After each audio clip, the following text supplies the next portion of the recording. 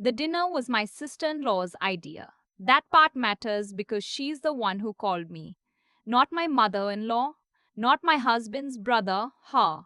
She called on a Tuesday afternoon while I was eating lunch at my desk, and she said, "We're doing a big family thing for the 4th. You should come. It'll be good for you to get out." I hadn't been out much in the 8 months since Marcus died. We'd been married for 4 years.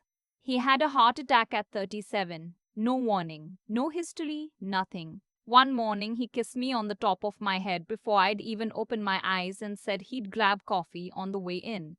And that was the last thing. The coffee he never picked up sat in the drive-through queue until the person behind him honked. I was 31 years old and I didn't know how to be a widow. So when my sister-in-law called and said, "Come to the 4th of July cookout," I said yes. Because I was trying. Because the grief counselor I'd been seeing since February kept saying that isolation compounds loss, and I was doing everything she told me. I bought a new sundress, I brought potato salad, I drove 40 minutes to their house in the suburbs with a big backyard and the above ground pool, and I stood there in the July heat telling myself this was healthy. It wasn't. I noticed it within the first hour. The way conversations stopped when I walked over, the way my mother-in-law kept saying things like, "You're so young, you'll figure it out," whenever money came up. The way my brother-in-law, Marcus's older brother, the one who'd been handling a lot of the estate paperwork in those first terrible weeks, kept exchanging looks with his wife across the yard. The moment that cracked it open was around 4 p.m. when I was standing near the food table and I heard my mother-in-law say to her sister, not quietly enough, "She has no idea what she's doing. Marcus handled everything. She's going to lose it all within a year. Watch." Her sister glanced over at me. They both saw me standing there. Neither of them looked away. My mother-in-law picked up her cup and said, louder, almost like a performance, "It's just the truth. Some people aren't built for it." I put my plate down. I said goodbye to the two cousins I actually liked. I got in my car and I drove home, and I sat in the driveway for 15 minutes before I could go inside, and then something shifted. It wasn't anger exactly. It was something colder and quieter than anger. It was the feeling of a door opening that I hadn't known was closed. I went inside and I opened my laptop. Here's what I hadn't done in 8 months: looked at anything. Not because I didn't care, because I couldn't. The grief counselor had said it was normal, that the administrative weight of loss can feel impossible when you're still in survival mode. Marcus had managed our finances almost entirely. Not because I was incapable, but because it was his thing, the way cooking was mine. We had a system. It worked. And then it didn't, and I just kept paying the bills that showed up and ignored everything else. I had a financial advisor, a guy named Roger who Marcus had worked with for years, and Roger had sent me a packet of paperwork about 2 months after Marcus died. I'd signed what he pointed to and trusted that he was doing what he was supposed to do. I opened everything that night. It took me 4 hours. I made a spreadsheet. I cross-referenced the estate documents with the paperwork Roger had sent. I pulled every account statement going back 18 months. By midnight, I had a list of things that didn't add up. The lake house was the biggest one. Marcus's family had a lake house about 2 hours north of the city. It had been in his family for decades. His grandfather built it. When we got married, my mother-in-law had suggested, very warmly, very generously, that we put it in my name for tax purposes. "Estate planning," she'd said. "It just makes more sense this way. Your accountant will tell you the same thing." I'd signed the deed transfer without thinking much about it. That was 3 years ago. What I found that night was that the lake house was in fact entirely in my name and had been generating rental income for the past 2 summers through a listing I didn't know existed. That income had been going into a joint account I had with Marcus that I hadn't looked at since the funeral. I stared at that number for a long time. Then I looked at the joint account more carefully. There were transfers, regular ones. Starting about 6 weeks after Marcus died, after I'd signed all the paperwork Roger put in front of me. Small amounts at first, then larger. Going to an account I didn't recognize. I wrote down the routing number. The next morning, I called a different financial advisor, not Roger. Someone my grief counselor had mentioned once, a woman who specialized in helping people navigate financial situations after a spouse dies. Her name was Dr. Okafor, and she was exactly what I needed, which is to say, she was calm and direct and did not treat me like I was fragile. I told her everything. I showed her the spreadsheets. She was quiet for a moment and then she said, "Okay, here's what we need to do." First, she helped me contact the bank directly and get full account histories on everything. The joint account, the account the transfers were going to. It took about a week to get it all, but we got it. The account receiving the transfers belonged to my brother in law. Now, I want to be careful here because I don't know.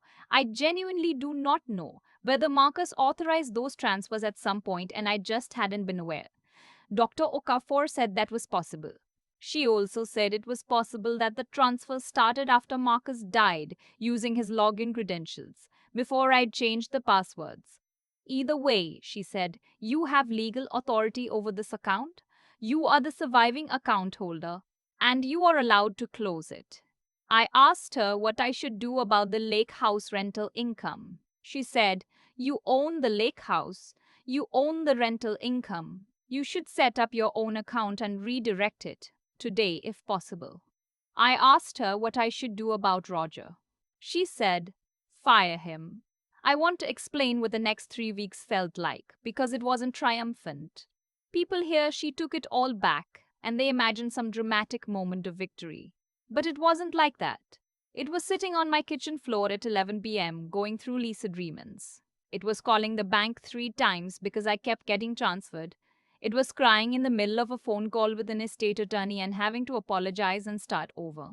It was realizing, slowly and painfully, that some of what had happened might have been Marcus making decisions he didn't tell me about, and having to grieve that too, on top of everything else. Having to hold two things at once, I miss him every single day, and there were things I didn't know. The attorney I hired was thorough. She went through everything. In the end, here's what she found. The rental income from the lake house had been going into the joint account for 2 summers, just under $40,000 total.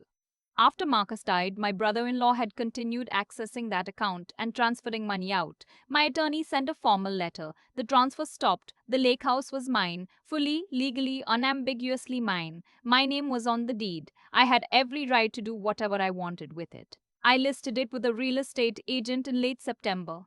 It sold in 11 days. I put the proceeds into a new account that no one else had access to. I paid off the remaining balance on Marcus's car, which had technically transferred to me. I paid off the one credit card that still had a balance. I set up a proper meeting with a fee-only financial advisor, someone I chose, someone who reported to me, and I started actually understanding where I stood. And then I changed every password, closed every joint account, and removed my mother-in-law as the emergency contact on my health insurance. My mother-in-law called for the first time on a Sunday in October. I was making soup. Her name lit up my phone and I stood there watching it ring. And I thought about what she'd said at that cookout. Some people aren't built for it. I thought about the look she and her sister had exchanged. I let it go to voicemail. She didn't leave one. My brother-in-law texted the next day. It said, we need to talk about the lake house. I showed it to my attorney. She said I didn't have to respond. I didn't. He called twice that week. Then his wife called. Then my mother-in-law called again. And this time she did leave a voicemail and I listened to it once and then deleted it. Her voice was very different than it had been at the cookout. There was nothing in it that sounded like the woman who'd said I wasn't built for it. She sounded scared, and honestly, I didn't know what to do with that, so I just didn't do anything. My attorney sent a letter on my behalf explaining that all matters related to the estate should go through her office. After that, the calls slowed down. I've thought a lot about why I didn't look sooner. And I think the honest answer is that I was in survival mode for 8 months, and I trusted people I shouldn't have trusted. And I was so desperate to believe that the people who loved Marcus also loved me that I didn't let myself see the signs. The thing is, I'm not stupid. I have a master's degree. I have a job where I manage a budget. I knew how to read a financial statement before Marcus died. But grief does something specific to your brain. It narrows your focus to just getting through the day. And anything that feels complicated or painful gets pushed to tomorrow and tomorrow and tomorrow until 8 months have passed and you haven't looked at anything. That's not an excuse. It's just what happened. What I wish someone had told me, what I would tell anyone in that position right now is this: do not sign anything in the first 90 days that isn't absolutely required for the funeral or the immediate bills.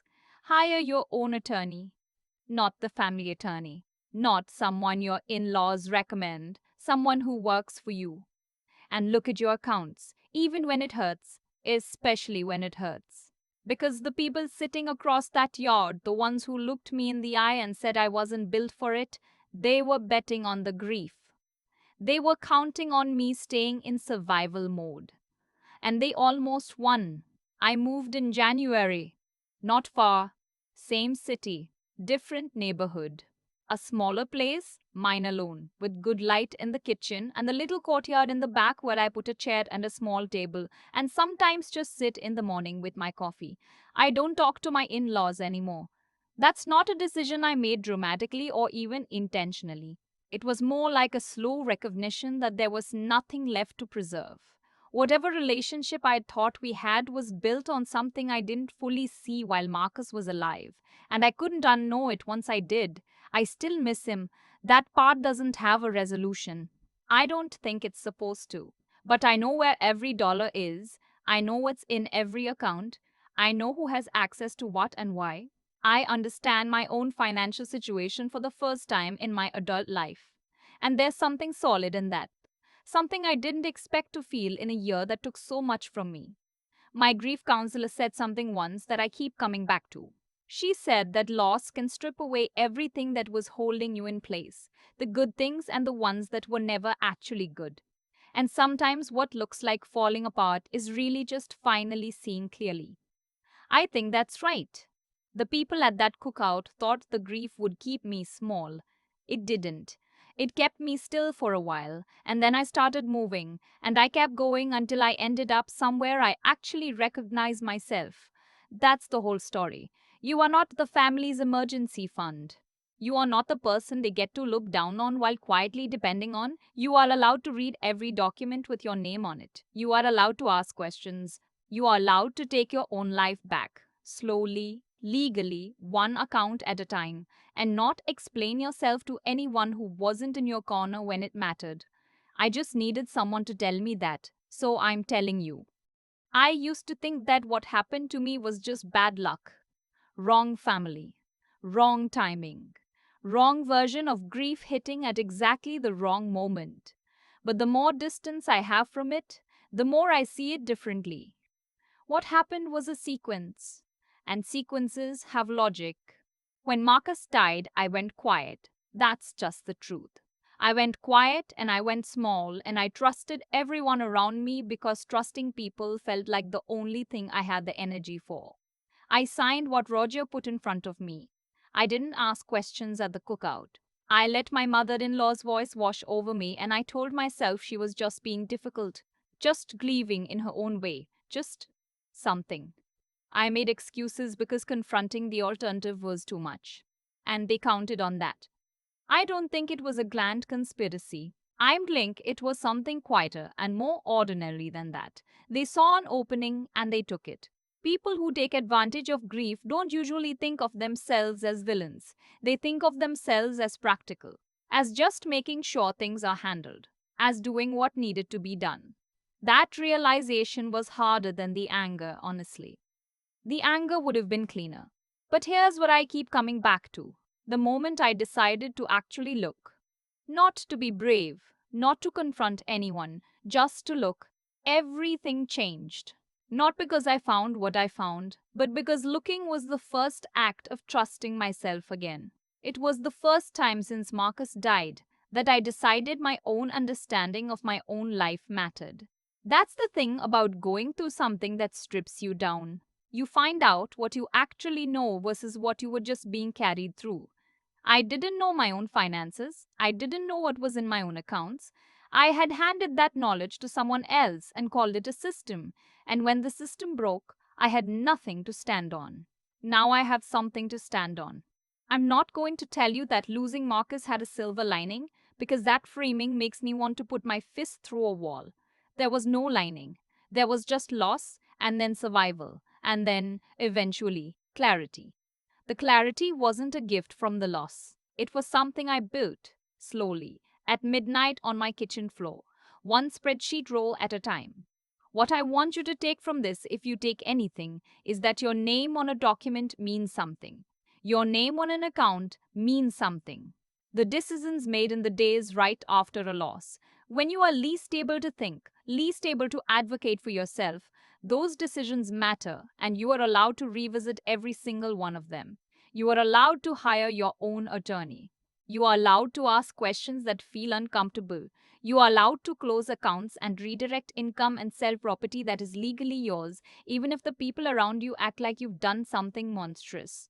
The woman who stood at that cookout in a new sundress, holding potato salad, listening to her mother in law decide she wasn't built for it, she was doing the best she could. I don't blame her. But I'm glad she went home and opened the laptop. That's where it started. That's where it always starts. Not with a dramatic confrontation, not with revenge, just with deciding that your own life deserves your full attention.